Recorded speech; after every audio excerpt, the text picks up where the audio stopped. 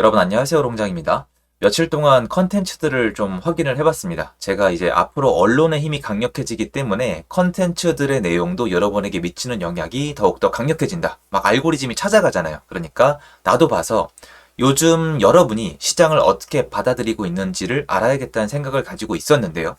쭉 살펴보면서 훌륭한 분도 계시고 이해가 안 되는 분도 계시고 뭐 저 같은 사람도 있곤 한데 한 가지 부분만큼은 좀 왜곡되고 있다. 사람들이 잘못 이해하고 있다는 점을 발견을 했는데 하필이면 이 점이 되게 중요하거든요.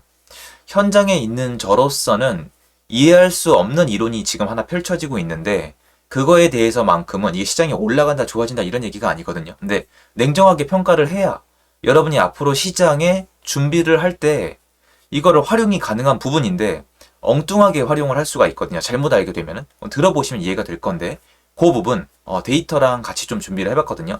그거를 한번 말씀드려 볼 테니까 여러분이 오늘 시청해 보시고 한번 어떠신지 말씀해 주시면 감사하겠습니다. 이런 부분들을 제가 찝어내는 게 좋은지 아니면 좀 불편하실지, 왜냐면 좀 유명한 분들이 얘기를 하시니까 그런 분들의 말이 좀 대중적으로 자리를 잡잖아요. 이게 세상이 그렇게 돌아가는 건데 제가 이거를 얘기하면은 괜히 더 혼란스러운가? 아니면은 사실 이게 뭐 실전에 크게 막 바로 갖다 쓸 수 있는 건 아닌데 괜히 좀 여러분들이 2중, 3중에 노고를 하게 되는 건가라는 생각도 드는데 그거는 여러분들의 반응을 보고 앞으로 어떻게 할지 좀 제가 정해보도록 하겠습니다. 같이 보시죠. 시청하시기 전에 구독하기, 좋아요, 멤버십 부탁드리고요. 멤버십 매주 토요일 라이브를 진행하고 있습니다.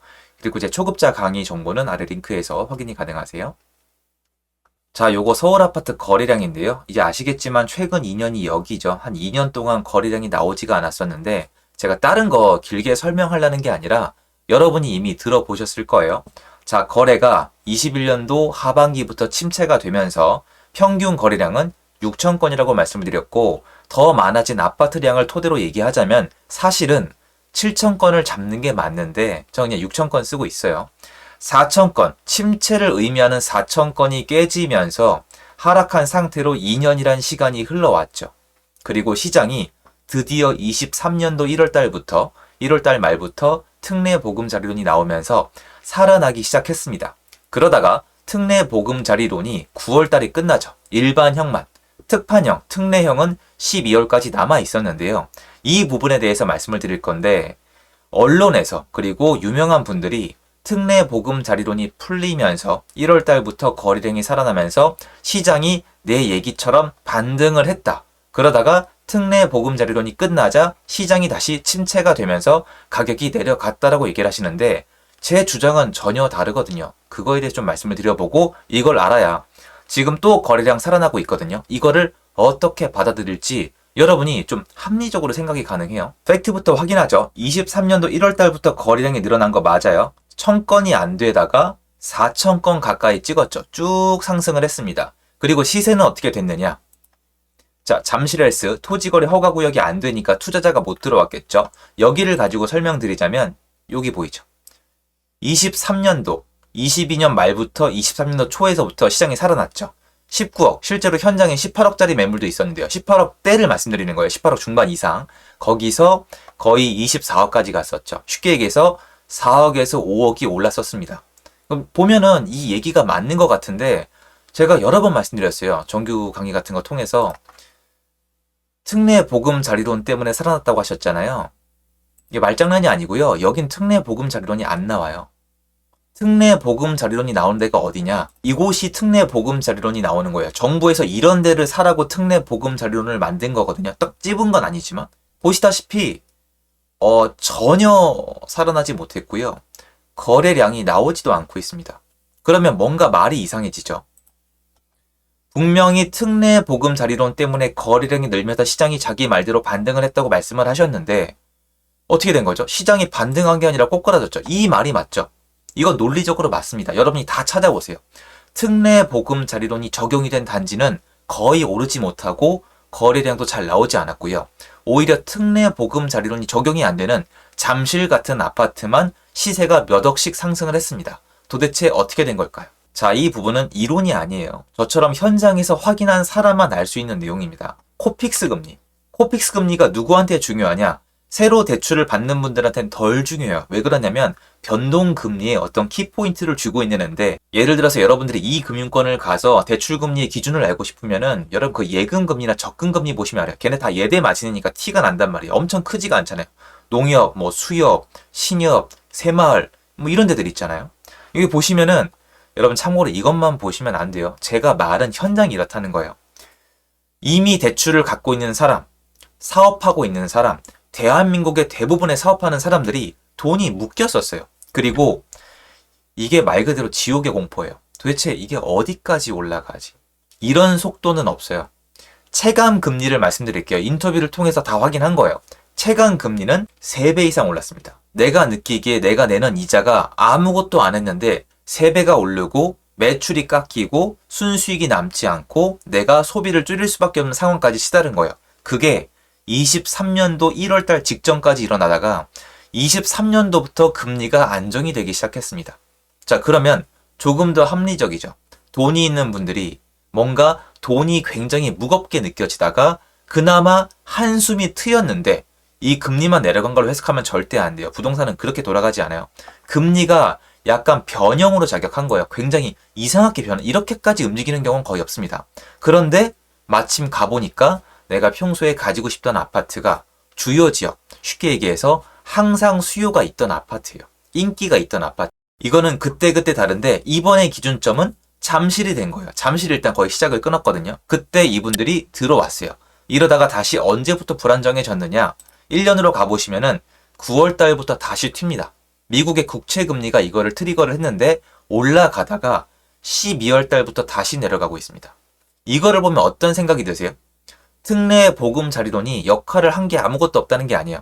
거래량 늘렸죠. 그리고 그렇게 특례 보금 자리론 쓰는 사람한테 집을 파신 분이 다음 집을 샀을 수도 있지만 전체적으로 놓고 보면은 코픽스, 돈이 무겁다고 느끼던 분들의 체감도에 따라서 금매의 정도에 따라서 사다가 못 사다가 다시 산다는 이론이 차라리 시장에서는 더 확고하게 맞아 떨어집니다. 왜 그러냐면 특례 보금 자리론 얘기만 할 거면은 상계동은 아예 설명이 안 돼요. 이렇게 설명하고 싶죠. 여기는 금매가 많아서 못 올라간 거다. 그렇게 말씀하시면 안 되죠. 금매가 많아서 못 올라간 거면은 거래량은 늘어야죠. 이해되시죠? 금매 팔리고 금매 팔리고 금매 팔리고가 아니라 수요가 안 들어왔잖아요. 지금 시장에서는 여기까지 들어올 수요가 없는 거예요. 왜 그러냐면 금리가 이런 식으로 움직이면 겁을 먹어서 안 움직이는 사람, 그리고 전월세에서 움직일 수 없는 사람, 그리고 애시당초 집을 살 엄두가 안 나는 사람들이 주요 지역 외에는 살 여력이 안 된단 말이에요. 그럼 다시 한번 돌아와 볼게요. 이제 다시 한번 9월 달부터 침체가 되다가 다시 한번 거래량이 회복을 하고 있어요. 그러면 또 이렇게 얘기하겠죠. 신생아 특례 대출, 뭐 청년 대출, 그리고 특례 보금 자리로는 아직이지만 보금 자리로는 있거든요. 이런 것들 때문에 기준금리 인하 때문에 사람들이 다시 집을 사고 반등이 있을 수 있다고 말씀을 하시는데 저는 그렇게 생각하고 있지 않습니다. 제 말은 시장이 반등을 안 한다는 게 아니라 신생아 특례 대출 때문에 여기가 올라갈 거라고 생각하고 있지 않아요. 왜 그러냐? 다른 이론이 아니라 반복되는 거잖아요. 국가에서 정책으로 만들어낸 대출 때문에 거래량이 늘었다면 그 해당하는 아파트의 거래량이 늘었어야 되는데 해당하는 아파트들이 대부분 이렇게 움직이고 있거든요. 그럼 이번에 신생아 특례 대출을 통해서 이게 올라가는 이론은 맞지가 않죠. 그러면 이번엔 또 어떻게 움직일까요? 오히려 거래량이 늘어나는 것처럼 보이겠지만 그 이면에서는 다시 한번 금리가 안정환을 찾으면서 이렇게 특례 보금 자리론이 문제가 아니라 평소에 수요가 있던 지역을 기준으로 그분들의 수요가 퍼진다고 보는 게 낫죠. 이번에 얘네는 아닐 거예요. 얘네도 영향을 받죠. 보시면 벌써 약간씩 좋아지고 있어요. 약간씩. 얘네가 다시 간다기보다 여기가 올라서 이제 비싸다고 한번 느꼈잖아요. 비싸다고 느꼈으면은 인근 지역으로 퍼질 수 있다는 게 제 이론인데 그게 신생아 특례 대출을 기준으로 가지는 않는다는 거예요. 여러분이 들어보시면 어떠세요? 저는 지금까지 이렇게 이해하고 있었는데 전혀 다르게 설명하시는 분들이 있고, 왜냐면 저보다 더 대형 채널이시고 많이 보시니까 그건 좋은데 저는 이해가 안 되는 거예요. 그럼 이번에 신생아 특례 대출이 다시 한번 시장을 들어 올린다? 특례 보금 자리론이 시장을 들어 올린 게 부분적이에요. 이게 전부 다 걔네가 한 게 아니란 말이에요. 이번에도 그렇진 않단 말이에요. 차라리 저처럼 제가 계속 월세, 전세, 수급, 금매 정도, 체결 강도 이런 걸 보는 이유가 이런 건데 아, 너 그러면 신생아 특례 대출이 소용이 없다는 거나? 아니에요. 그거를 안 봐도 다른 요소 때문에 상승 요소가 있습니다. 저는 지금 시장을 굉장히 흥미롭게 지켜보고 있는데요. 24년도는 많은 분들이 생각하는 것처럼 잠잠하게 지나가는 게 아니라 다이나믹한 요소들이 꽤 있을 거예요. 그거를 전 앞으로 전달해 드리고 싶은데 요게 여러분에게 어떻게 전달될지 저는 참 고민스럽긴 한데, 여러분이 시장에 물론 현장에 나가면 거래도 별로 없지만 신생아 특례 대출 이거 수요 꽤 있어요. 많은데 여러분이 생각하시기에 그 해당하는 아파트가 어떤 아파트예요? 중저가 아파트잖아요. 걔네가 지금 올라가고 있는지 한번 확인해 보세요. 그렇지 않다라는 겁니다. 시장을 들어 올리려면은 일정 이상의 거래량만 많다고 되는 게 아니에요. 수급, 파는 사람과 사는 사람의 줄다리기에서의 그 결과물, 그리고 유동성, 모든 걸 봐야 되는데, 국가가 대출 하나 풀었다고 일부 계층이 수요를 받는다고 시장이 가격도 올라가고 거래량도 막 올라가는 시장은 역사적으로 별로 없었거든요. 요 정도 회복은 가능하겠지만 차라리 요거를 보면서 시장의 참여자들이 돈이 있는 사람 기준으로 어디까지 얼마나 어떤 가격을 원하고 있는지를 보는 게 훨씬 좋고, 참여하는 사람들이 집을 왜 사는지를 보는 게 좋지 않을까요? 팁으로 말씀드리자면 서울 집을 사는 사람들이 서울 사람보다 지금 전국에서 오고 있다는 걸 현장 나가면 확인이 가능하시거든요. 그럼 그분들이 왜 사는지를 물어보면 답을 들을 수가 있겠죠. 중개사님을 통해서. 요런 거 공유해 나가도록 하겠습니다. 제 영상 여기까지고요. 도움됐으면 좋겠습니다. 좋은 하루 되세요. 감사합니다.